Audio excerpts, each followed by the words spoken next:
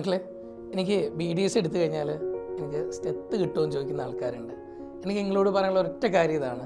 BDS പഠിക്കുമ്പോൾ നിങ്ങൾക്ക് third ഇയറിൽ ജനറൽ മെഡിസിൻ ഉണ്ട്, ജനറൽ സർജറി ഉണ്ട്, ഇതൊക്കെ പഠിക്കാനുണ്ട്. അപ്പോൾ ആ സമയത്ത് നിങ്ങൾ പേഷ്യൻസിനെ നോക്കണം. എങ്ങനെയാണോ ഒരു MBBS ഡോക്ടർ നോക്കുന്നത് അതുപോലെ തന്നെ നിങ്ങൾ എന്ത് ചെയ്യണം, നിങ്ങൾ പേഷ്യൻസിനെ നോക്കാനുണ്ട്. ആ സമയത്ത് നിങ്ങൾക്ക് സ്റ്റെത്ത് നിർബന്ധമാണ്.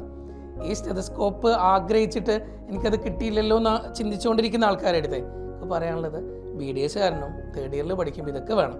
ഇനി നിങ്ങളിപ്പോൾ ക്ലിനിക്കിലാണെങ്കിൽ പോലും നിങ്ങൾ ചിലപ്പോൾ പേഷ്യൻസിൻ്റെ BP ഒക്കെ നോക്കേണ്ടി വരും.